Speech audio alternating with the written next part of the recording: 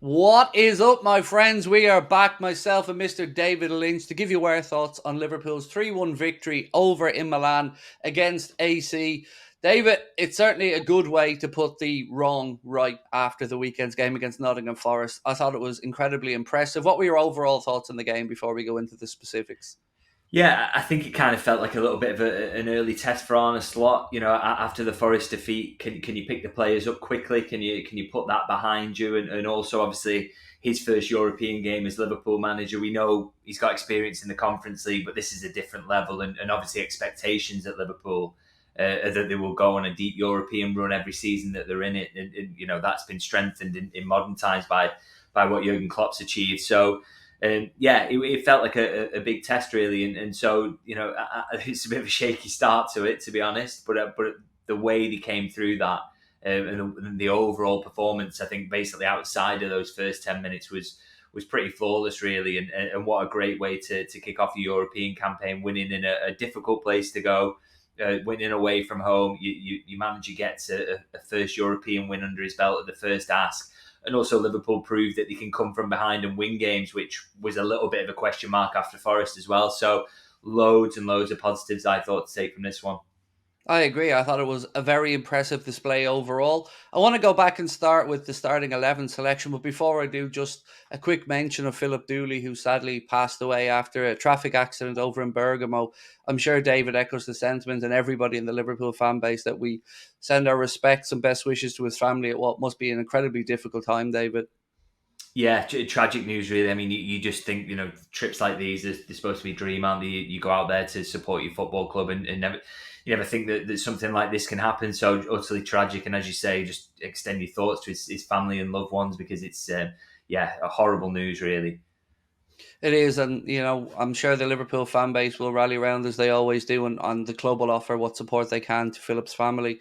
To look back at the starting 11, David, yesterday, the thing that jumped off the team to me firstly was Costas playing at left back.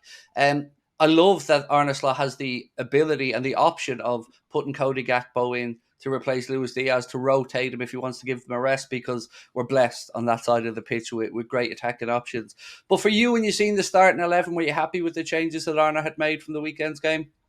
Yeah, I thought in the build-up there's kind of a lot of talk that there might be more rotation, but I never really kind of bought into that. I just didn't see the massive need for that at this stage of the season. I think he does prefer to have a more settled lineup, and he is going to have to rotate through this period. Don't get me wrong, but I didn't think it was going to be 4 or 5 changes or anything like that. I think he does want to keep those relationships going, particularly in certain areas of the pitch. I'm thinking in midfield in particular, where he really does have that solid three that he likes, and they've done really well so far. So yeah, I expected a couple of changes, and I think you couldn't really argue with where he'd made the changes. I mean, I know Salah didn't play particularly well against Forest, for example, but I mean, how rare is it that happens and you don't really expect him to be dropped? There was maybe the Jota Nunes question, but I think we're maybe getting thrown up a few questions about what he thinks around Nunes, and profile-wise, does he really fit what the manager wants? That's an interesting early insight we're getting into his methods. But I thought the Diaz for Gakpo one was a kind of an obvious one, in that they're almost quality wise like for like, aren't they? They do play the role differently, but you do not lose very much at all in swapping that, or lose anything at all really. I think they're both absolutely brilliant. So that seemed like a logical one. And I think with Simicast, Robertson has struggled with injuries last season, hasn't he? And he's getting a little older. You do have to protect him. And so it really does make sense when you've got a decent backup left back, which I know Costa Simicast, some people are not his biggest fans at times, but I think he's as good a backup left back as anyone's got in the Premier League, to be honest. And I thought he wasn't perfect around the opening goal yesterday, or quite poor actually. But I think he showed in that when that he is worthwhile to come in situations like this where you need to freshen it up. And I think Liverpool reap the benefits of those small tweaks that they made to the starting lineup, with giving Diaz a rest that he needs, and because he gets through a lot of work, and similar with Robertson up and down that flank. So yeah, I kind of expected a couple of changes, and wasn't massively surprised by what he went with in the end. On Costas, I think yesterday we seen the good and the bad of Costa Simicas in one game. And let's start with the opening goal that we conceded.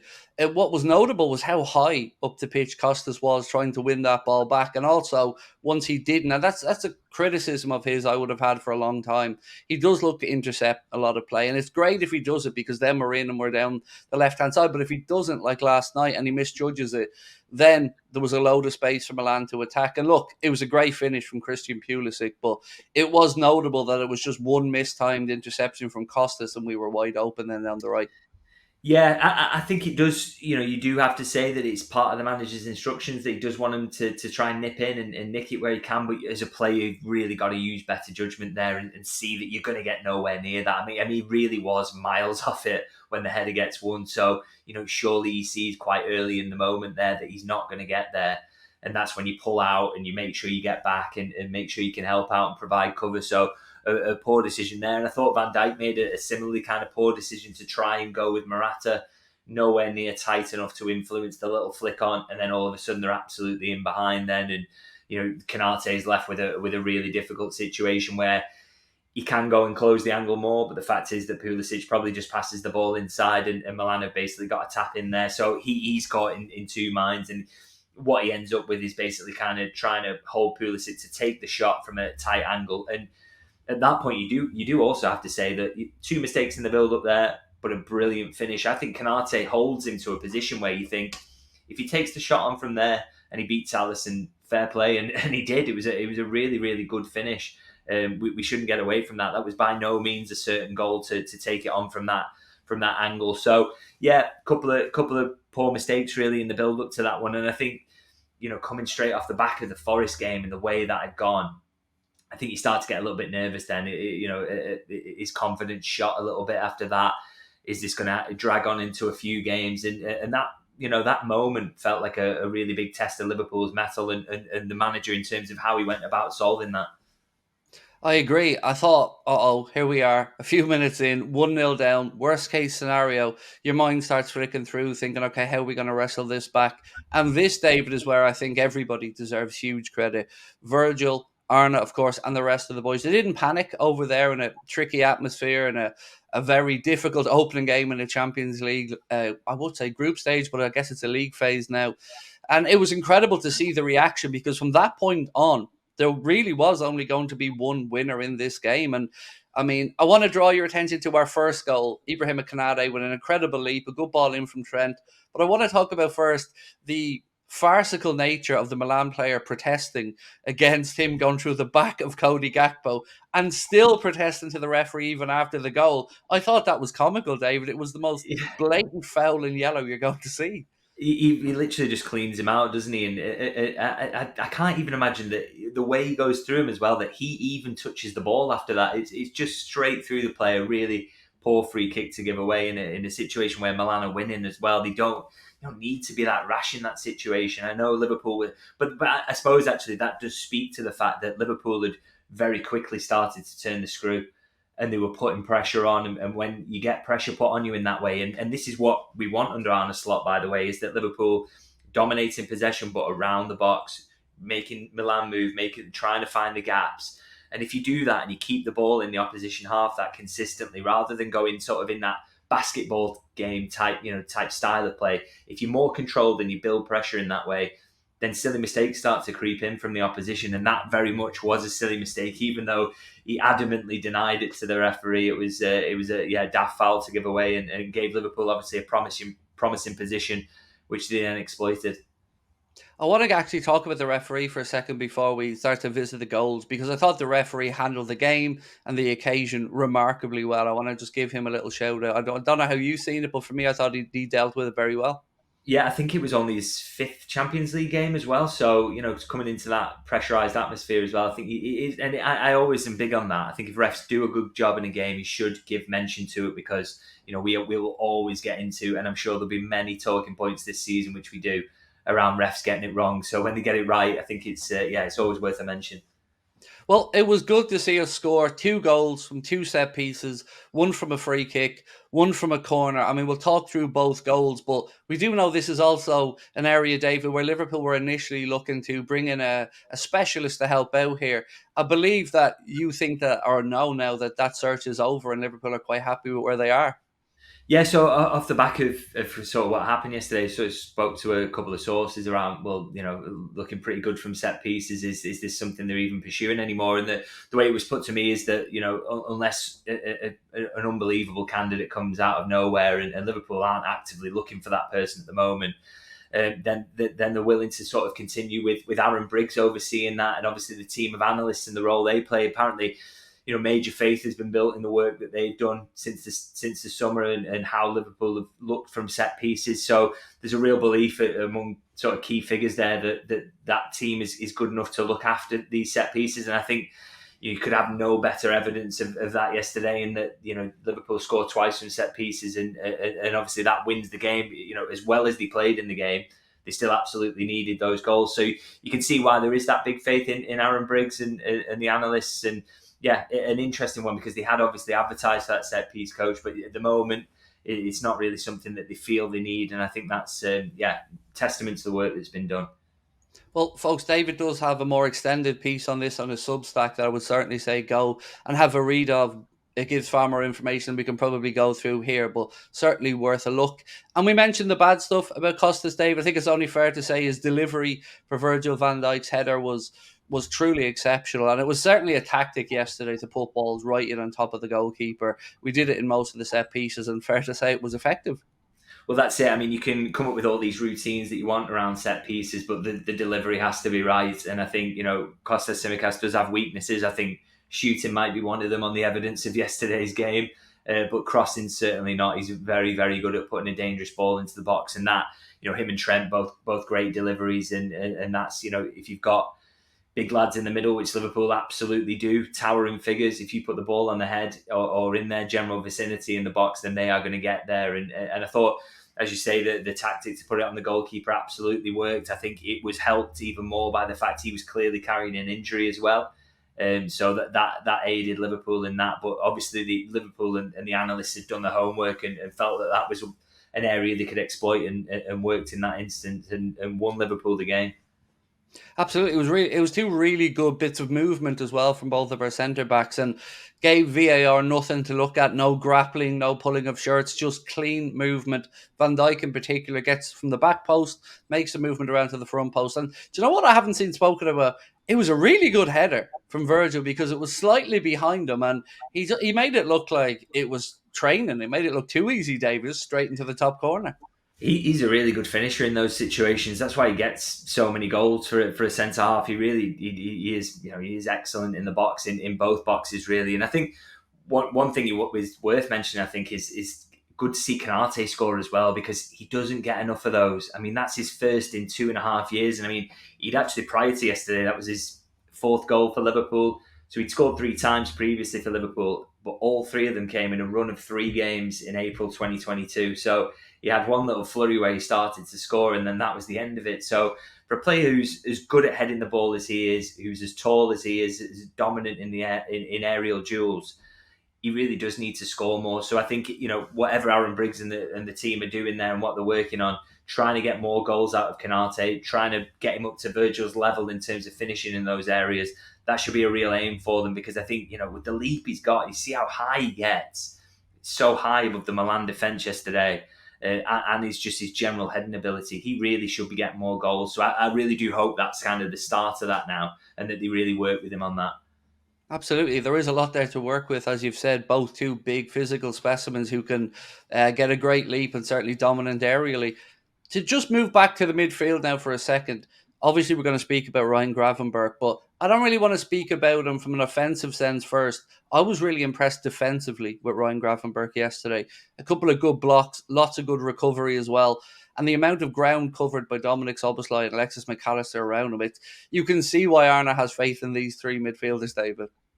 Yeah, with Gravenberg, I mean, I just continually getting surprised by how good he is in this role. I mean, the one thing you would say is that this kind of lone, in under Jurgen Klopp, this role would have been a lone six, wouldn't it? So maybe he wouldn't have been as good a fit for that, but in a two, he's absolutely perfect for it. I mean, say on the defensive side there, the way he was getting it. He's got those long legs that keep nicking the ball. He just gets them in out of nowhere. There's a moment where you always think that the opposition players got away from him, and he drags them back in and manages to nick the ball really cleanly. And then so much quality in tight areas. I spoke to someone for a piece I'm working on, and without giving too much away this week, and they described him as kind of like a snake, really, with the way he sort of evades people. And I really think that's a great comparison and a good way of looking at it.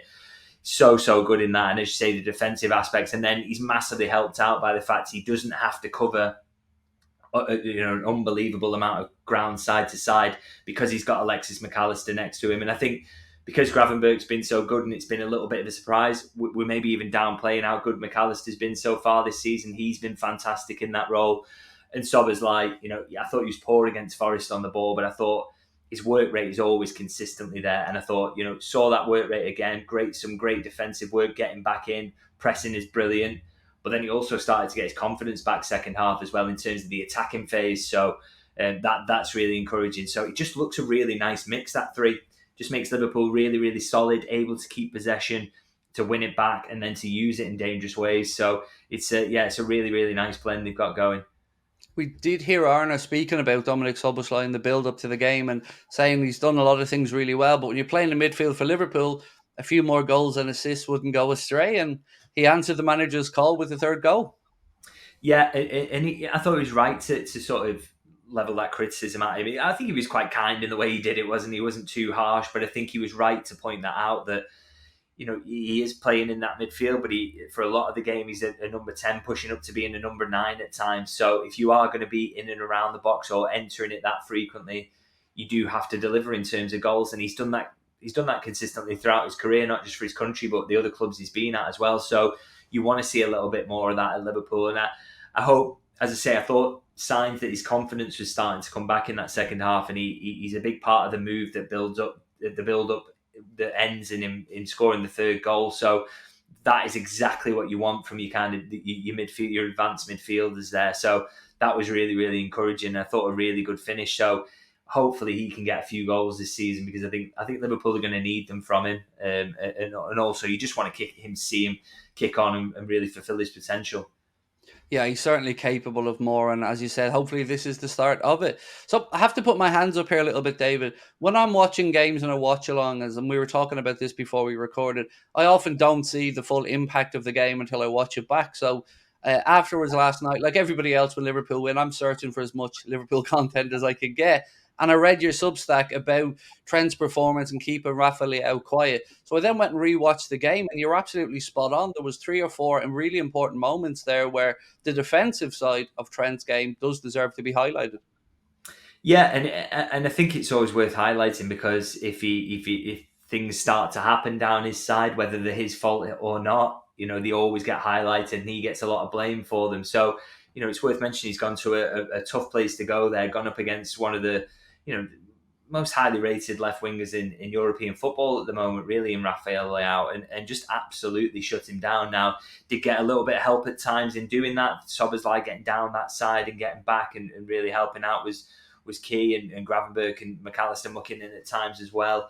Canate did well when he's dragged out there, but I thought so many 1v1 situations where Trent came out on top. I mean, you're not going to win every one, but I think he overall absolutely won that battle. And if you keep a player like Leao quiet for the entirety of the game, which I think he only takes one shot in the game, and it's after Trent has been subbed off. Actually, it's right at the death when he hits the post. So to shut him down in that way just shows that Trent is, he's not the defensive liability that is made out at times. I think sometimes you've got sacrificed on the altar of the setup under Jurgen Klopp, particularly when it was a little bit more chaotic in those last couple of seasons. In a solid setup where he's got players around him and he's got a solid base, he can be a great 1v1 defender. So we really saw that yesterday, and I think we've seen it throughout Slot's games in charge so far, actually. So yeah, long may that continue, and thought really, really impressive performance from him yesterday. Now, when we speak about Trent, obviously the contract situation is going to come to the fore, and there's been some strange reporting coming out of Spain to say that well, again, look, this is very Madrid-friendly media. I've got to put that out there as well. To say that Trent's already made up his mind and he's going to go to Real Madrid, and Real Madrid also want to come into the Premier League to try and get Rodri out of Manchester City. And I mean, look, you can understand why they would be attracted towards trying to get Trent on a free, David. But have you anything that you can give us on the latest on this, or your gut feeling even on where this Trent situation may end up? Because it is one that's filled with anxiety for us Liverpool fans. Yeah, so well, I can happily shoot down any suggestion that he's agreed a deal with Real Madrid or that's done or anything like that. That, as far as I'm aware, is total nonsense. Just Liverpool certainly aren't aware of the fact that they got no chance of signing him up to a new contract, and I'm pretty sure they would have been made aware of that fact by now. They're still very keen to get him locked down to a long-term deal, and that's the expectation, and more than hope, it's an expectation. His is the priority contract out of those three. That he's the one that they're clearly going to throw the most money at, and the one that they're most keen to get done because of his standing within the team and the club. So yeah, I don't think there's been any developments on that front in terms of that, and it's the one I expect to get done first as well out of the three contracts. And yeah, from Liverpool's perspective, still absolutely keen to get it done. Hopefully we start to hear developments on that soon, but both parties being quite quiet about it, being respectful about it, not wanting to run this through the media, which I think is encouraging and shows that things are going the right way. But we've just got to hang in at the moment for developments. But yeah, no chance that he's agreed anything with Real Madrid just yet. Maybe in a few months' time that could be the case, but certainly not now. Yeah, the PR machines in Spain, it always amazes me how so many outlets are willing to do the club's bidding, whether it's Barcelona friendly media, Real Madrid friendly media. And there's almost an arrogance at times that, well, we're Real Madrid, this player should want to come and play for us. And look, it is going to be appealing. You add in the Jude Bellingham aspect for Trent as well. But I'm glad to hear that you still think that this situation is still evolving, and Liverpool certainly are still in the mix there with Trent, because we do all want to keep him at the club, particularly as he's coming into his prime now, about 25. I'm not sure what prime is for a fullback actually, but I would imagine around 25 isn't too far off. Well, this is why Liverpool are ready to sort of recognise his status, really, and this contract's going to be a big one. That's why it's taken a little while to sort out as well. But it will be full recognition of the fact that he is a world class player. He's someone who could easily go to Real Madrid and play there and be a star. And I've no doubt whatsoever that they would absolutely love to get him on a free transfer. But he's said so many times, hasn't he, before he wants to be a Liverpool captain. He wants to stay here, and I think we're seeing signs that under Slot, Liverpool will still be capable of challenging for top honours, that this is going to be a good side that they're building under him. So there's a lot to be encouraged by and a lot of reason for him to, if Liverpool were in the doldrums a little bit, maybe that move to Real Madrid would just be slightly too appealing for him to turn it down. But I think with Liverpool as they are now, seemingly building something really good and exciting under Slot, I'm still of the mindset that he's going to stay. Good. That's good to hear, David. Thank you. I wanted to talk about Mark Clattenburg's comments, but before I did, I just want to touch on Darwin for a second, because I don't know if I've misinterpreted this or if I've read it wrong, but I was really pleased when he came on yesterday. I thought that looked like more like a Darwin who wanted to prove a point. And I thought, yes, he didn't score yesterday. Almost did. He nipped in ahead of the keeper with one opportunistic chance. I was impressed, and I kind of want to say, I'm considering that Arne Slot may start him against Bournemouth at the weekend, because Jota's missed a couple of gilt-edged chances recently. And it feels like, I don't know, maybe I'm looking for something that isn't there, but I seen promising signs from Darwin when he came on yesterday, and I want him to succeed. I think all the Liverpool fans know what he is capable of. It's just about putting it all together. Yeah, I think it was definitely better than his cameo against Forest, which, to be fair, you can't criticise him too harshly anyway, because not a single forward on the pitch played well that day, so don't want to be too harsh on him with that one. And, you could see the threat he can provide when he runs in behind, and particularly when games get a little bit stretched, that he can be really useful in that. From his perspective, maybe he'll be a little bit worried that he hadn't dislodged Jota at any point in these last two games, just on the basis that he's been around training, he hadn't been on the internationals, he hadn't been out to Uruguay, so he's had a lot of chance to put himself in front of the manager and maybe make a point.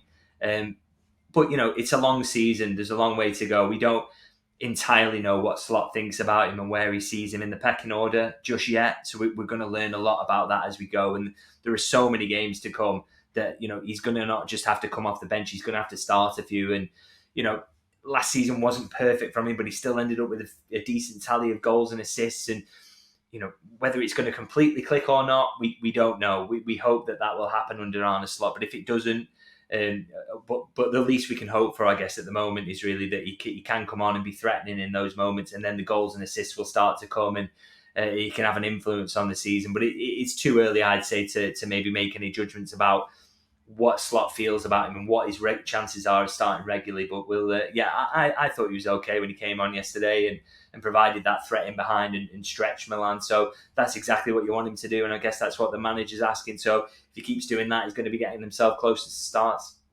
He'll also have him for the next international break as well, with Darwin having that 5-game international ban, and that will do Darwin no harm either to work with Arne Slot over that period. Yesterday in comms, I believe Mark Clattenburg dropped an absolute clanger, David. He was saying that the referee, basically the gist of it is, and I am paraphrasing it, he thought the referee should have given a couple of soft fouls or soft free kicks to AC Milan to pacify the home crowd, who were quite vociferous in their dissent towards the referee. I couldn't believe what I was told. I had to go and search it to see if it was real, because I was on a watch along and people were saying that they were hearing this on comms. It's crazy. I can't believe he said it. And they gave him a chance to backtrack it. He doubled down on it. You can't have a referee, David, just giving soft free kicks to pacify a crowd. I think it's not the first time either that he said something that sort of has made you cast a little doubt on how he refereed games and went about it when he was a referee. Because the idea that he would do that to sort of try and influence the crowd rather than refereeing the game he sees and the incidents as he sees them, it's just kind of frightening, really. I mean, for him as a Premier League ref, what did that mean when he went to an Old Trafford, or even when he went to an Anfield? Was he trying to pacify the crowd at times then, rather than just giving what he felt was the right decision? It's scary, because it kind of leans into suggestions that the referee was, or him as a referee when he was working, was influencing games in that way, and maybe influencing the outcome of seasons. Even if that's kind of slightly inadvertently, but you give a couple of those soft fouls in those situations that you think will pacify the crowd, and they lead to a couple of goals, and then you add those up over a season, and in the end you've massively influenced results. That's quite frightening, really, for a referee to say that. And as you say, he sort of missed out on the chance to row it back, really. He kind of completely rejected the chance, actually. And that's kind of scary, really. And I think his credibility as a pundit on refereeing should have been completely cleared out anyway by his brief time at Nottingham Forest, where he was essentially trying to work as a lobbyist, which I just thought was really bad, not only from Forest, but just for the game as a whole. And I don't want to ever see a repeat of that. Not someone I really want to enjoy listening to or enjoy their insights. And that, in fact, that's true of probably all referees, actually. All former referees. I've not really got a lot of interest in what a lot of them have got to say, to be honest. But yeah, I did think that was really, really poor and kind of worrying. And again, for me, I don't want to listen. If that's how Mark Clattenburg used to referee games, I don't really want to listen to that insight, because it just makes me doubt what I've seen before in football and doubt what referees are doing now. I'd like to think that in this modern era, they don't approach games in that way, but you never know, because with him saying that, it's cast a little doubt in my mind. Also, as well, with Mike Dean admitting he didn't go send his mate to the monitor previously. I mean, if you're Howard Webb at home there last night, you're probably head in hands thinking, please stop talking. All of you guys, please, I'm trying to put things right here. Please stop talking. Yeah, that's it. It just it throws in that element of doubt that you don't want around the current refs and how they approach things. It's almost like sort of someone like Howard Webb to come out now and say, okay, I'm aware of these comments, but this is not how we do it now. And I really, really hope this is how they do things now. It's sad enough that that's how they used to do things, and makes you wonder, there's so many results and situations in the Premier League in the past, how much does it have come down to trying to pacify crowds or pacify certain managers maybe, or, it's just really, really calls into question an awful lot. So yeah, quite depressing to hear that, really. And yeah, if they could just remove Mark Clattenburg from the coverage, that would probably do everyone a favour, to be honest. Well, David, I always appreciate our chats. The time has beaten us once again. Obviously, we move on to Bournemouth at the weekend. Have you got anything coming up that you want to let the audience know about? Obviously, we're speaking about the set piece routines and stuff like that. Yeah, so always, there's always going to be news and little exclusive bits of insight on there that I like to think you can't get elsewhere. So I think that set piece thing is a really good example of that. So If you're thinking about it, maybe trying out a paid subscription, I'd just urge everyone to give it a go and see if you like my match coverage and hopefully a little bit of insight and news and transfer stuff on there from time to time. Well, I'm certainly a fan, and I really enjoyed the work on Substack, David, and of course on the YouTube channel as well. Ladies and gentlemen, it's been a pleasure. We will catch up with you next week after the Bournemouth game. Until then, on behalf of David and myself, thank you so much for watching and listening. We appreciate your time. We'll talk to you soon. Bye-bye.